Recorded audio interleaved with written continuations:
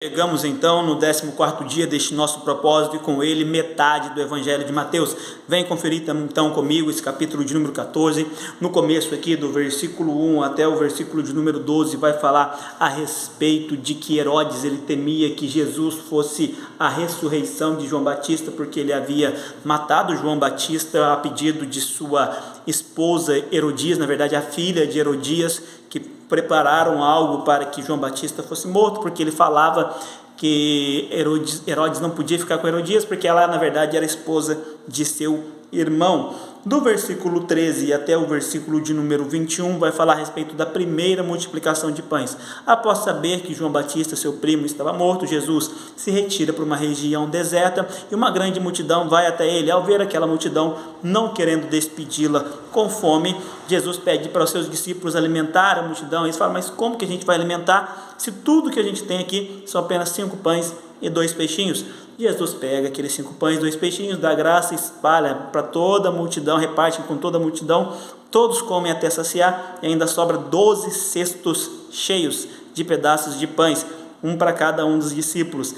E foram comer aproximadamente 5.000 homens, sem contar mulheres e crianças. Foi então a primeira multiplicação. No versículo 22 em diante, vai falar a respeito de, depois disso, Jesus manda que os seus discípulos atravessem o outro lado do mar, que eles estão na beira da praia, e enquanto Jesus ficava ali um pouco mais, despedindo as multidões, e já no meio da noite, de repente Jesus vai até eles andando por sobre as águas. Neste episódio que eles ficam com medo, temendo ser um fantasma, Pedro fala: se é o Senhor mesmo, manda-me ter contigo por sobre as águas. Jesus diz para ele: vem, e Pedro então vai caminhando até Jesus por sobre as águas, mas em determinado momento ele fica com medo, começa a ver o vento, começa a ver o mar, e então começa a afundar, pede socorro. Jesus tira ele imediatamente e volta com ele para dentro do barco. Ao Jesus voltar para dentro do barco, ele fala para que o mar e a tempestade cessem. Então os discípulos falam: verdadeiramente este é o Filho de Deus, reconhecendo então que Jesus é o Filho de Deus.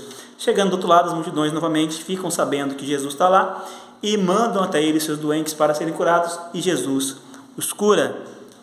Para a meditação dos irmãos deste capítulo, o episódio de Pedro nos chama bastante atenção. A gente olha às vezes e olha somente pelo fato de Pedro ter afundado, mas repara comigo, Pedro foi o único que teve coragem de sair do barco.